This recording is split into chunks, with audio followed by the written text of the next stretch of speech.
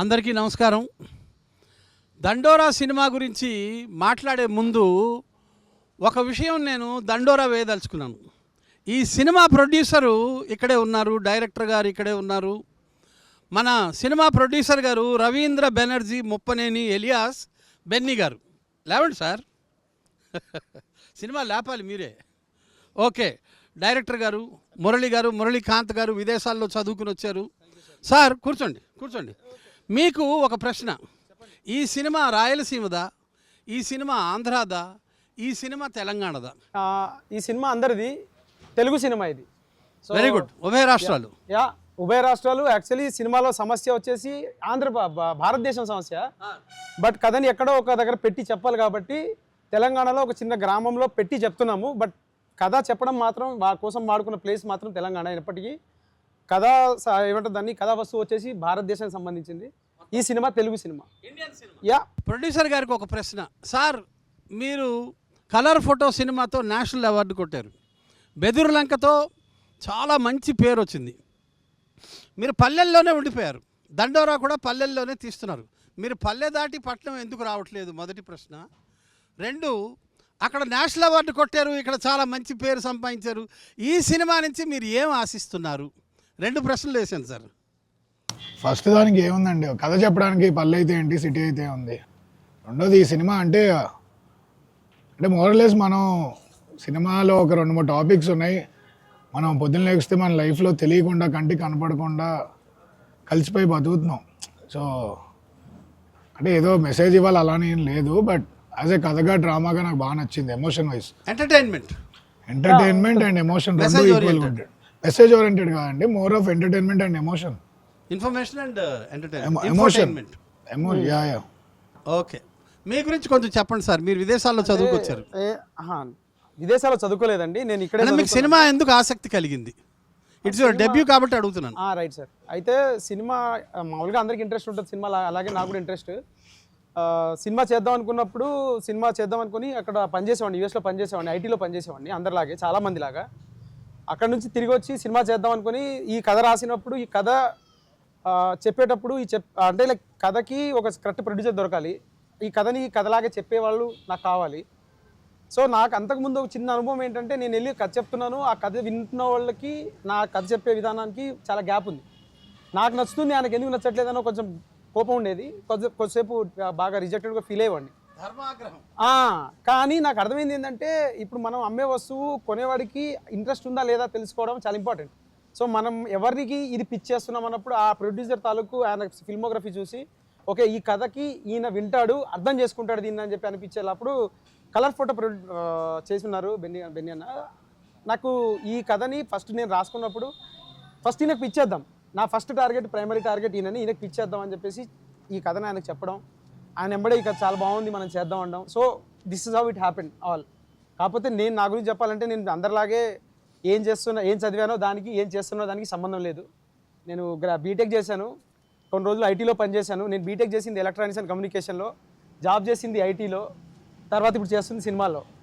So throughout the path ఏం చేద్దాం figure out చేస్తూ ఇక్కడ ఉన్నాను, ఇక్కడ ఎండ్ అయ్యాను. సో చాలా డైవర్సిఫైడ్. అందరిలాగే చాలా మంది స్టూడెంట్స్ లాగా ఆంధ్రప్రదేశ్లో, తెలంగాణలో. Very good sir. మన దండోరా డోర్ చేరాలని ఆశిస్తూ చార్టర్డ్ అకౌంటెంట్, సర్పంచ్ అయిన మురళి మాట్లాడతారు. Sir good evening sir. First of all నా పేరు Murali, chartered accountant and advocate. And రియల్గా నాకు ఒక చిన్న డౌట్ సార్, దండోరా అనే పేరు పెట్టడానికి ఏమైనా రీజన్ ఉందా సార్? ఇది బేసిక్గా మనకి దండోరా అనగానే మీకు జనరల్గా ఏం గుర్తొస్తుంది చెప్పండి నాకు ఒకసారి. అంటే పల్లెటూరులో ఏదైనా న్యూస్ స్ప్రెడ్ అవ్వాలంటే కరెక్ట్, ఒక వ్యక్తి దండోరా కొట్టుకొని చెప్పడం వల్ల కరెక్ట్. మనం ఏంటంటే ఏదైనా 10 మందికి చేరేలాగా ఒకటే చోట నుంచొని ఒకళ్ళు గట్టిగా మాట్లాడి గట్టిగా అనౌన్స్మెంట్ ఇవ్వడం దండోరా అంటాం. Correct sir. ఇప్పుడు మన ఊర్లలో మీరు సర్పంచ్ కాబట్టి మీకు అందరికి అర్థమవుతుంది, రేషన్ బియ్యం వస్తుంది. రేషన్ బియ్యం వచ్చిన మరుసటి రోజు దండోరా వేస్తారు ఊర్లలో. కరెక్ట్. రేపటి నుండి రేషన్ బియ్యం ఇస్తున్నారు అని చెప్పేసి. సో ఏంటి అంటే, ఒక కామన్ మెసేజ్ని ఒక బ్రాడ్కాస్టింగ్ చేయడం అనేది దండోరా. ఇలాగే ఈ సినిమాలో కూడా మేము ఒక విషయాన్ని దండోరాయిస్ చెప్తున్నాం.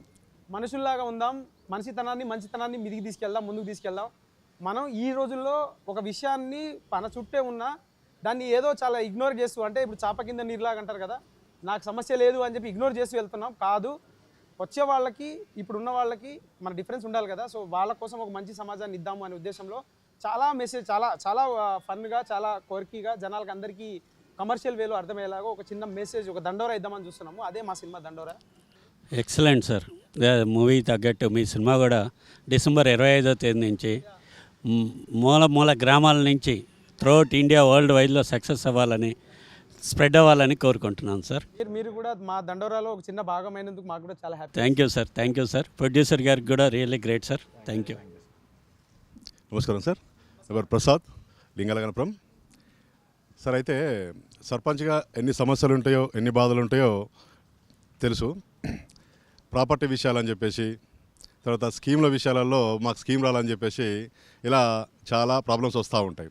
అయితే సినిమాలో ప్రత్యేకంగా ఏ సమస్య మీద మీరు దృష్టి పెట్టినరు, ఒకవేళ మీరు దృష్టి పెట్టినటువంటి ఏదైతే ఉందో అవి నిజంగా మీరు ఇచ్చేటువంటి సొల్యూషన్ ఏంటి?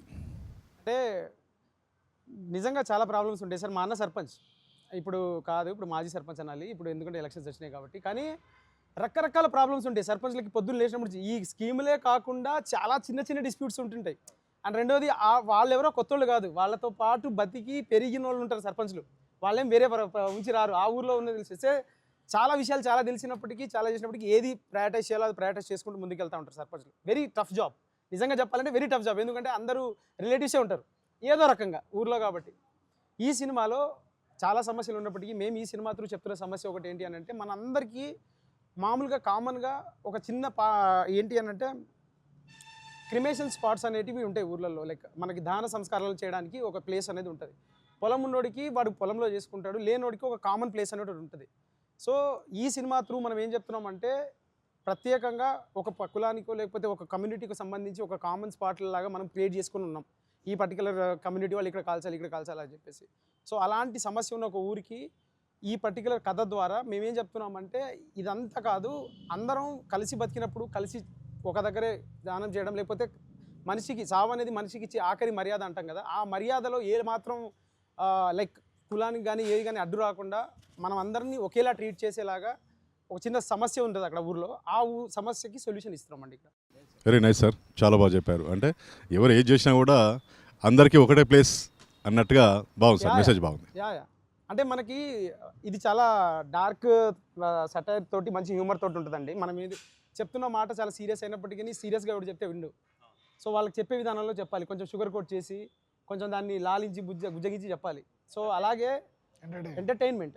అలాగే ఆడియన్ అనేవాడు థియేటర్కి వస్తున్నప్పుడు, థియేటర్కి వచ్చే ఆడియన్ తన డబ్బులు 200 రూపాయల డబ్బులు తను 2 గంటల సమయం ఇస్తున్నప్పుడు నేను తను కూర్చోబెట్టి ఇంకా రాను వచ్చావు కదా నీ క్లాస్ పీక్తానంటే కుదరదు.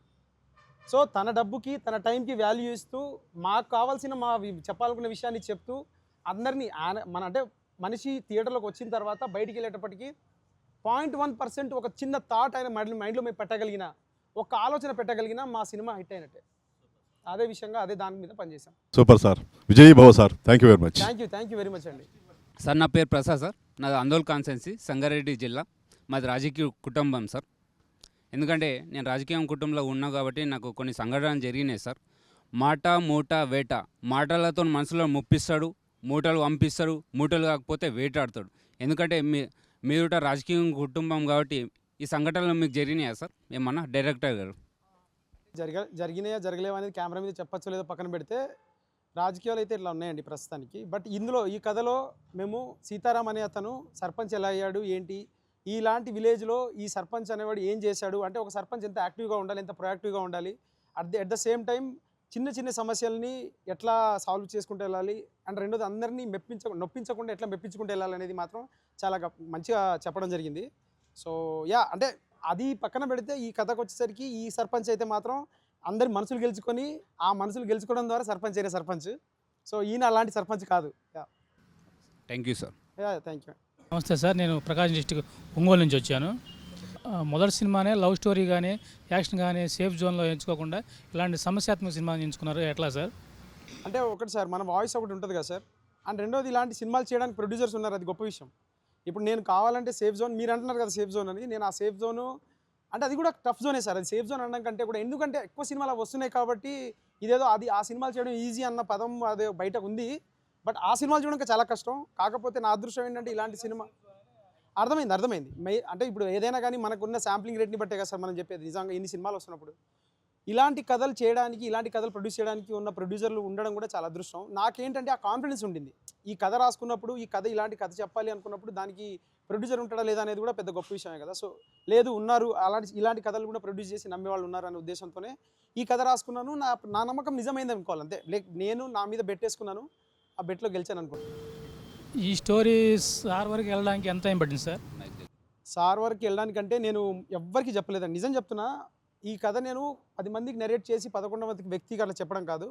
నేను ఫస్ట్ నమ్మింది ఏంటంటే ఈ కథ ఎవరికి చెప్తే దీంట్లో ఒకవేళ నిజంగా లోటుపాట్లు ఉన్నా కానీ ఇది ఇలా ఉంది అని చెప్తే నేను తీసుకోగలనా అంటే అవతల చెప్పే వ్యక్తికి కూడా కొంచెం అనుభవం ఉండాలి కదా, ఇది బాగుంది బాగాలేదని చెప్పడానికి. నాకు కలర్ ఫోటో అనే సినిమా నాకు చాలా అంటే చాలా నచ్చింది, చాలా మంచి సినిమా. అఫ్కోర్స్ అందరికీ తెలుసు.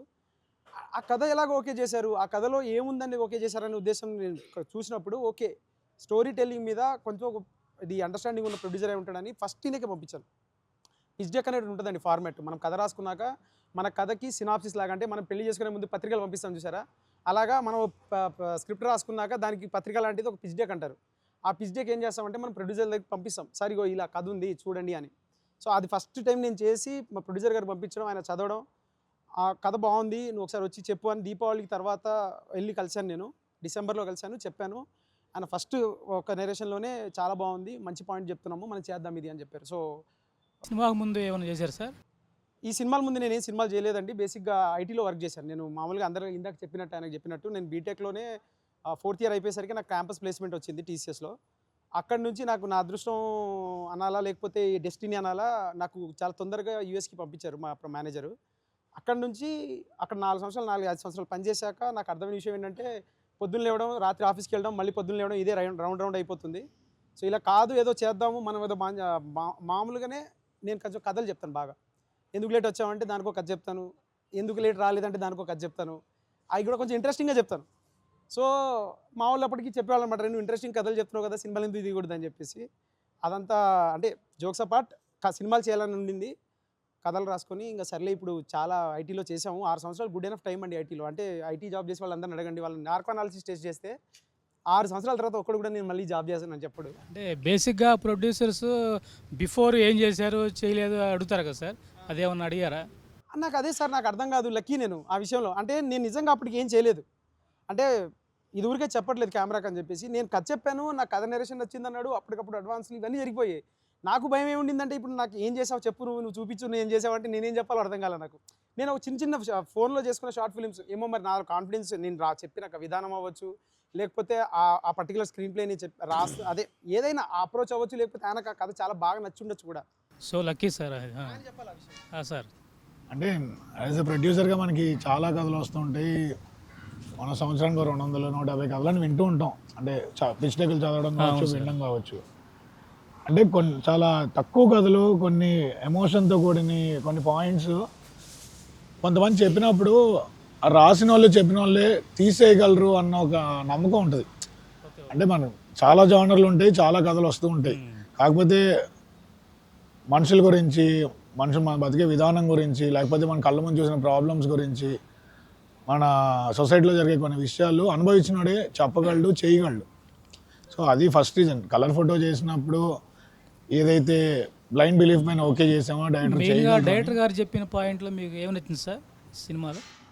అంటే సార్ మీరు సినిమా చూసాక మీకు తెలుస్తుంది, ఇది మనతో పాటు కోఎగ్జిస్ట్ అవుతూ మన కళ్ళ ముందు రోజు జరుగుతుంది.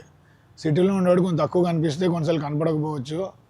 ఊర్లలో ఉండే వాళ్ళకి సార్ ఈ సినిమాని చెప్తున్నా, ఊర్లోని కాదు, ఇప్పుడు యూఎస్లో ఉండాలి మనకంటే హైదరాబాద్ సిటీలో ఉండే వాళ్ళకంటే ఎక్కువ రిలేటబుల్ పాయింట్ అవుతుంది ఈ సినిమా.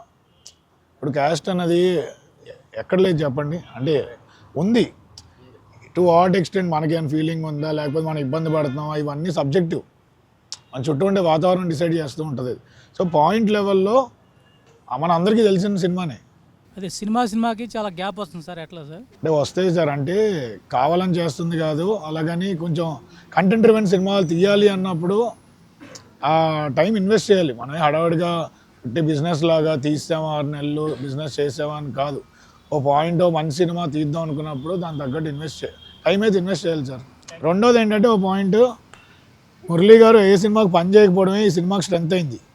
అదే మాకు ఆశ్చర్యంగా అదే అనిపిస్తుంది సార్. కొన్ని కథలు అంటే మనం రాసుకున్న స్టోరీని స్క్రీన్ పైకి ట్రాన్స్లేట్ చేసే విధానంలో కొన్నిసార్లు ఏ సినిమాకి పని చేయకపోవడం వల్ల వాళ్ళకి ఒక స్ట్రాంగ్ బిలీఫ్ ఉంటుంది, నాకు ఇది ఇలానే కావాలి, ఈ సీన్ ఇలానే రావాలి, హానెస్ట్గా మీరు ఏం చేస్తారు నాకు తెలియదు, ఇన్ నైస్ వే.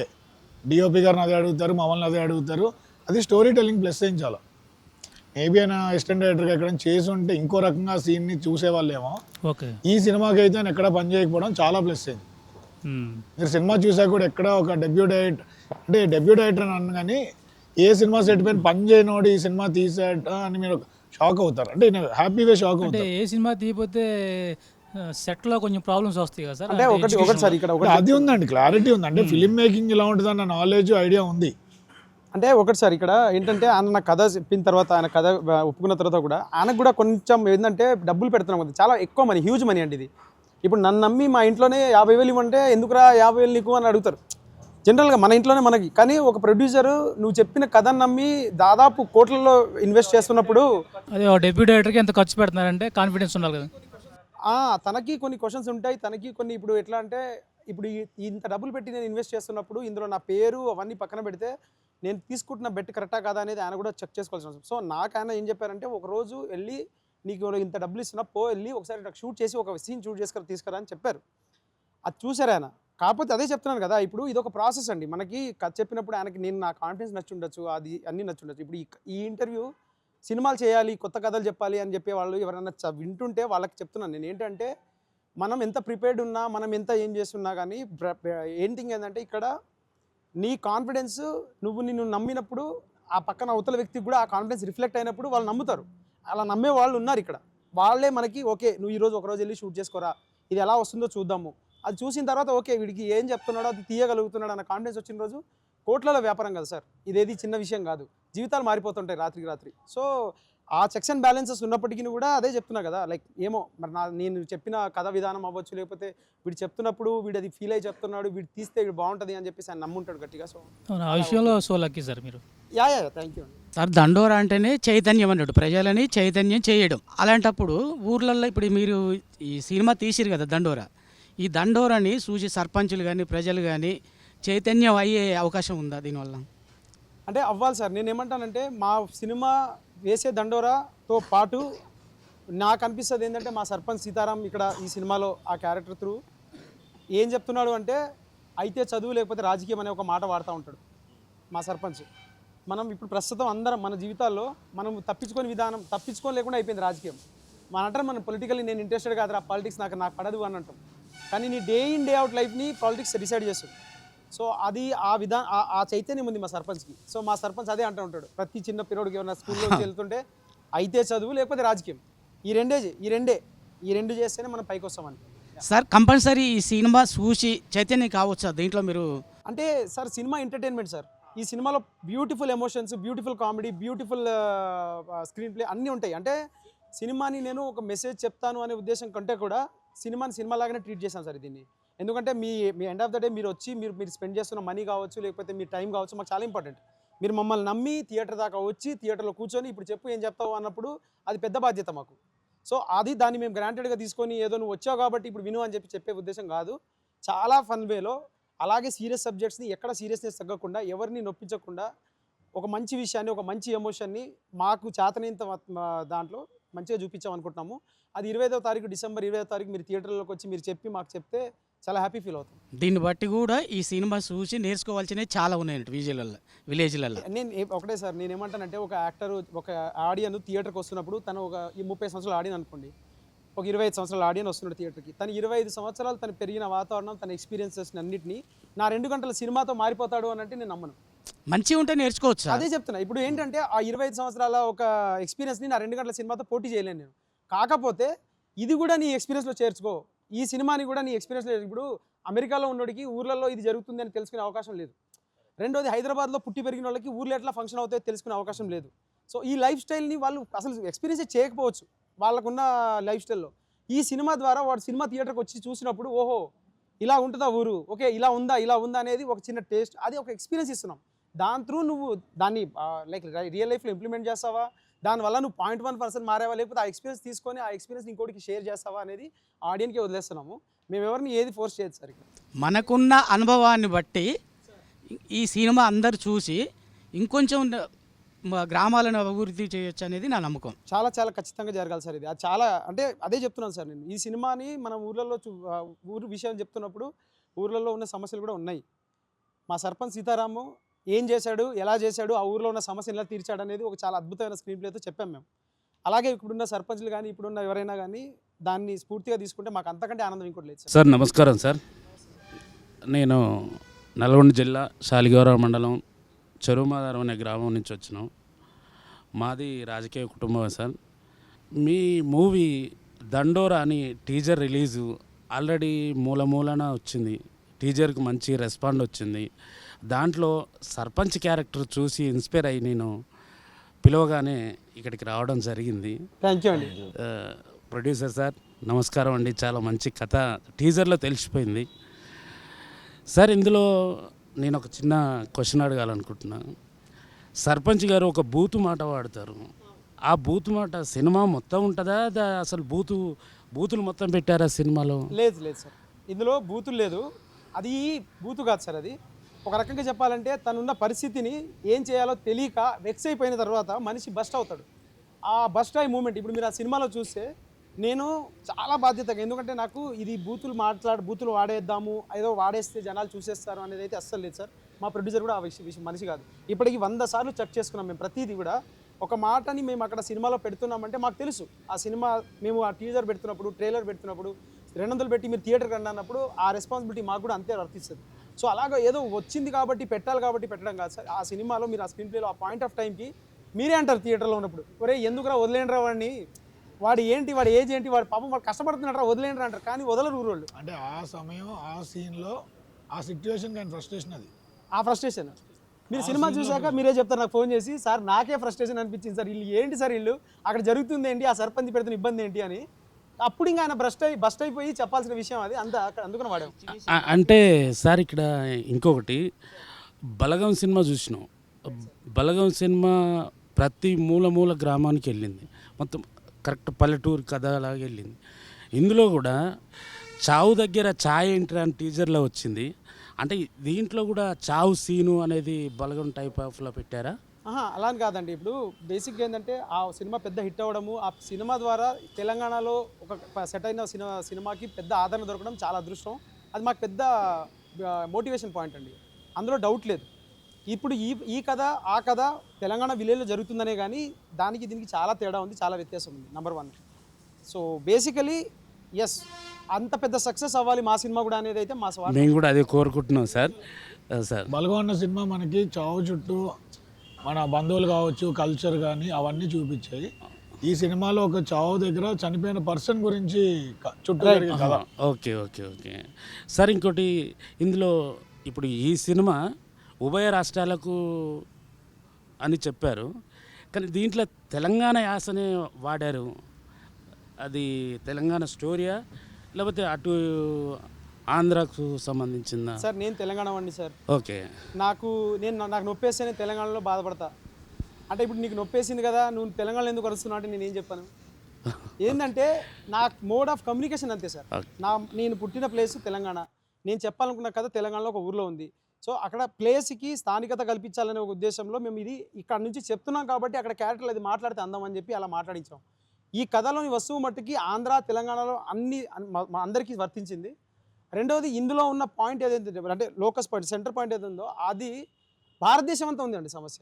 మీరు రేపు సినిమా చూశాక తెలంగాణని ఒక లొకేషన్గా పెట్టుకొని మీరు ఒక పెద్ద లైక్ ఇండియా వైడ్ ఉన్న ఒక సమస్యకి సినిమా చెప్పారని అంటారు మీరు. సో సినిమాలో ఉన్న సమస్య వచ్చేసి గ్లోబల్ అండి, చాలా ఇండియా వైడ్ ఉంది. కానీ నేను కథ ఎక్కడ కూడా చెప్పాలి కదా. ఇప్పుడు నేను కథ స్టార్ట్ చేయాలంటే ఎక్కడ కూడా స్టార్ట్ చేయాలి కదా. అనగనగా ఒక ఊరు, అనగనగా ఒక రాజు అని అంటాం కదా. అలాగే అనగనగా తెలంగాణలో ఒక ఊరు అన్నప్పుడు తెలంగాణలో వచ్చి వాట్సాప్ మ్యాన్ అనడంటే ఏముంటుందండి. సో తెలంగాణనే మాట్లాడతాడు. సో నాకు తెలంగాణని నా వర్డ్ నా మోడ్ ఆఫ్ కమ్యూనికేషన్ని నేను యూజ్ చేసుకొని చెప్తున్నా కదండి. అంటే సార్ నాకు ఇంకో డౌటు, ఆల్రెడీ దండోరా అని వచ్చింది, మళ్ళీ దండోరా అని వచ్చింది. దానికి దీనికి వ్యత్యాసం ఏంటి? చెప్తున్నాం కదా సార్, సినిమా టైటిల్ని ఇది మేము అనుకున్నప్పుడు చాలాసార్లు ఆలోచించి మేము బేసిక్గా ఇప్పుడు ఇక్కడ చెప్పాలి, మేము నారాయణమూర్తి గారికి కాల్ చేసి సార్ ఇట్లా మీ సినిమా టైటిల్ వాడుతున్నాము, మాకు ఇది ఇవ్వనంటే ఆల్ ద బెస్ట్ బ్రదర్, బ్రహ్మాండంగా చేసుకోండి అని చెప్పేసి ఆయన చాలా పెద్ద మనిషి, ఆయన జస్ట్ కాల్లోనే ఎలాంటి కథ ఏంటి ఐడియా అడిగారు. ఐడియా ఆయన చెప్పాక యాక్చువల్లీ ఆయన పెద్ద ఆయన కూడా చాలా హ్యాపీ ఫీల్ అయ్యి బాగా చేయండి అని చెప్పి ఆల్ ద బెస్ట్ బ్రదర్ అన్నారు. ఆయన చాలా పెద్ద మనిషి, ఆయనకి ఫస్ట్ థ్యాంక్స్. రెండోది వచ్చేసి సార్, దండోరా అనేది పెద్ద మాట, మంచి మాట, మా సినిమాకి very apt title sir. So ఈ దండోరా కూడా ఆ దండోరా అంత పెద్ద సక్సెస్ అవ్వాలి. రెండోది ఈ దండోరా నిజంగా ఊరు అందరికీ ఒక చిన్న అనౌన్స్మెంట్ కాలాగా అవ్వాలి అని చెప్పేసి అనుకుంటున్నాం సార్. అంటే ఆ కథకి ఈ కథకి ఏమన్నా మిక్సింగ్ ఉంటుందా? లేదు సార్, ఏం సంబంధం లేదు, డిఫరెంట్ డిఫరెంట్ సార్. సాంగ్స్ దీంట్లో ఏమన్నా పోలికలు ఉంటాయా? ఇది కంప్లీట్లీ డిఫరెంట్ కదా sir, completely different space and time. ఇప్పుడు ప్రస్తుతం ఉన్న కథ ఇది. ప్రస్తుతం కథలో కొంతమంది ఒక ఊర్లో జరిగిన ఒక చిన్న విషయాన్ని చెప్తూ, అరే మనం ఇలా కాదు, ఇలా ఉండాలి, ఇది మనిషికి చావు అనేది మనం ఇచ్చే ఆఖరి మర్యాద, లేకపోతే మనిషి ఇలా బతుకుదాం, ఎందుకు ఈ చిన్న గొడవలు దీని మీద అంటే అది చెప్పాలని, అదో దండోరా వేయాలనే ఉద్దేశంలో దండోరా అని టైటిల్ పెట్టాను తప్పితే ఆ దండోరాకి ఈ దండోరాకి ఏ సంబంధం లేదు సార్. Okay sir. సరే, ఇప్పుడు ఈ దండోరాలో మెయిన్ సర్పంచ్, ఈ సర్పంచ్ని చూసి ఇప్పుడు కాబోయే సర్పంచ్లు మొత్తం ఇన్స్పైర్ కావాలని కోరుకుంటున్నాం. మీ కథ, ఈ మూవీ విజయవంతం కావాలి, బలగం కన్నా ముందుకెళ్ళాలి, బలగం అంతా వెళ్ళాలి అని విజయం కావాలని కోరుకుంటున్నాం sir. Thank you so much sir, thank you so much. మీరంతా ఇక్కడికి వచ్చి పావులకు మీకు రూపాయి రావాలి కోరుకుంటున్నాం. ఐబొమ్మ రవిని ఐడలైజ్ చేస్తున్నారు. పైరసీ గురించి మీ స్టాండ్ ఏంటి? Piracy is not right sir, any day. It's never right. ఎందుకంటే సినిమాలో నేను వర్క్ చేశాను కాబట్టి, నాకు సెట్ ఎక్స్పీరియన్స్ ఉంది కాబట్టి, సెట్లో వచ్చే లాస్ట్ పర్సన్ దాకా there are a set of people who are idealising. Sir నేనేం చేయలేను సార్. ఇప్పుడు ఐడియలైజ్ చేస్తున్న వాళ్ళని నేను ఒకటే చెప్తాను, like real experience, on field experience ఉన్న ఏ పర్సన్ అయినా, మీరు సినిమాలో 24 క్రాఫ్ట్స్లో ఇన్వాల్వ్ అయిన ఒక పర్సన్ని తీసుకొచ్చి నువ్వు ఐడియలైజ్ చేస్తావా అంటే ఆ క్వశ్చన్కి నేను ఆన్సర్ చేయగలను. ఎందుకంటే అతను నా ఇండస్ట్రీ వాడు, అతనికి జనరల్ పబ్లిక్ దాన్ని ఎలా రియాక్ట్ అవుతుంది అనేది నేను ఆ పబ్లిక్కి వదిలేస్తాను sir. But as a part of industry, నేను ఒక ఇండస్ట్రీలో ఆ పర్టికులర్ స్పేస్లో వర్క్ చేసినప్పుడు ఆ లాస్ట్ పర్సన్ దాకా ఆయన ఎంత కష్టపడతాడు, ఎంత చేస్తాడని నేను కళ్ళారా చూశాక కూడా నేను ఐడియలైజ్ చేస్తాను. నేను చేస్తున్న వృత్తికి ద్రోహం సార్. సార్, సినిమా రేట్లు చాలా ఎక్కువ ఉన్నాయి, మల్టీప్లెక్స్ల్లో విపరీతంగా ఫుడ్ రేట్స్ ఉన్నాయి అని కామన్ మ్యాన్ ఆక్రోశిస్తున్నాడు. What do you say about that? అంటే ఇది ఒక ఎకోసిస్టంలో అందరం తెలియకుండా డిపెండెంట్ అయిపోయాం సార్. ఇప్పుడు ఫుడ్ రేట్స్ అన్నది ప్రొడ్యూసర్గా కానీ, ఒక హీరో గారికి కానీ ఎవరికి కంట్రోల్లో ఉండదు. ఒక మల్టీప్లెక్స్లో మన సినిమా స్క్రీన్ చేద్దాం అనుకున్నప్పుడు వాళ్ళ కంట్రోల్లో ఉంటుంది. మన చేతుల్లో ఉండేవి ఇప్పుడు టికెట్ ప్రైసింగ్ అంటారా అంటే, ఒకటి జనాల పర్సెప్షను, జనాల పాయింట్ కరెక్టే. సంవత్సరానికి ఓ 10-15 సినిమాలు, పెద్ద సినిమాలు పెంచడం వల్ల టైమ్ అండ్ అగైన్ మారుస్తున్నారు అన్న ఫీలింగ్ జనాలు కలిగింది. అంటే ఒక ప్రొడ్యూసర్గా నా పర్సనల్ ఒపీనియన్ ఏంటంటే, అంటే అందరూ సపోర్ట్లో ఉండాలి. సినిమా తీయడానికి మాకు కూడా భరోసా కావాలి. అన్నీ క్వాలిటీ సినిమా డెలివర్ చేయడానికి సర్టన్ బడ్జెట్స్ కావాలి. కాబట్టి ఎలాంటి నేను 99 సపోర్ట్ చేయను, 299 సపోర్ట్ చేయను, 195, 199 పెట్టి అది కన్సిస్టెంట్గా అన్ని సినిమాలకు ఒకేలా ఉంటే జనాలకు కూడా ఓకే ఈ రేటుకి సినిమా ఉంటుంది అని ఒక యూనిఫామ్ ఫీలింగ్ తీసుకురావాలి. ఉన్నాయి సార్, అంటే మనం అటు ఇటు మారుస్తూ కూర్చున్నాం అంటే వాళ్ళకి ఆ ఫీలింగ్ రావడం తప్పే లేదు. డైరెక్టర్ గారు, మీ వెర్షన్ చెప్పండి. నాకేం వర్షన్ లేదు సార్ ఇప్పుడు ప్రస్తుతానికి. నేను చాలా ఫస్ట్ సినిమా చేశాను. ఆ పెద్ద క్వశ్చన్కి నేను ఆన్సర్ చేసే అంత పెద్దవాడిని కాదు. సో ఆ క్వశ్చన్ మా ప్రొడ్యూసర్ గారు చెప్పేసారు ఆన్సర్, ఇంకా నేను ఎంతకంటే ఏం చెప్పలేను. మంచి స్టాండ్ తీసుకున్నారు. దండోరా మంచి హిట్ కావాలని కోరుతున్నాం సార్. జై దండోరా అనండి ఒకసారి. జై దండోరా sir. Thank you so much sir. మీరందరూ ఇక్కడికి వచ్చారు. మీరందరూ ఇప్పుడు ఎక్కడెక్కడ నుంచి వచ్చారు? నెల్లూరు నుంచి, మీరు ఎక్కడి నుంచి వచ్చారు? జనగాం నుంచి వచ్చారు, సంగారెడ్డి నుంచి వచ్చారు, ఒంగోలు నుంచి వచ్చారు, మహబూబాబాద్ నుంచి వచ్చారు, నల్గొండ నుంచి వచ్చారు. సార్ మీరు ఇక్కడ నుంచి మీరు వెనక్కి వెళ్ళినప్పుడు మీరు మా టీజర్ని, మా దండోరా విశేషాలని అన్ని తెలుసుకుని వెళ్తున్నప్పుడు మీకు చేతనైనంత మంది చెప్పండి. మేము చేతనైనంత వరకు పబ్లిసిటీ ఇస్తాం, ఫార్వర్డ్ చేస్తాం, దండోరా వేస్తాం. రెండోది సినిమా రిలీజ్ అయ్యాక సక్సెస్ మీట్ లో మన అందరం ఇలాగే కలిసి సక్సెస్ గా అందరు సెలబ్రేట్ చేసుకోవాలి. ప్రొడ్యూసర్ గారు ఇలాగా 100 సినిమాలకి ఇంకా ఎక్కువ తీసి మీరు కూడా మా అందరికి మంచి క్యారెక్టర్లు ఇచ్చి మంచి సినిమాలు తీస్తారని కోరుకుంటున్నాను. ఖచ్చితంగా సార్, మాకు మీ సపోర్ట్ చాలా ఇంపార్టెంట్, చాలా అవసరం. ఇలాంటి సినిమాని రూటెడ్గా విలేజెస్లోకి తీసుకెళ్ళడానికి మాకు మీ హెల్ప్ అవసరం. మాకున్న విషయాల్లో, మాకున్న పరిధిలో మేము ఏమన్నా కరెక్ట్గా అంటే మాట్లాడడానికి అయితే ట్రై చేసాం. ఏమన్నా చిన్నగా వేరే అటు ఇటు ఉంటే చాలా క్షమించండి. బట్ పాయింట్ ఏంటి అంటే, దండోరా అనే సినిమా December 25th థియేటర్లోకి వస్తుంది సార్. మీ ఊర్లలో మీ వాళ్ళకి ఇది ఫార్వర్డ్ చేయండి. రెండోది ఇప్పటి నుంచి సినిమా కంటెంట్ రెగ్యులర్గా వస్తూ ఉంటుంది. ప్లీజ్ థియేటర్స్కి రండి. 25th రోజు దండోరా చూడండి. ఖచ్చితంగా అరే ఈ సినిమాకి సంబంధించి ఇంటర్వ్యూలో పాల్గొన్నారని మీరు కాలర్ ఎగరేసుకునే టైం ఉంటుంది. అదైతే మా సైడ్ నుంచి మేము ఇచ్చిన ఆశ్చర్యం sir. Thank you so much sir. Thank you sir, thank you so much.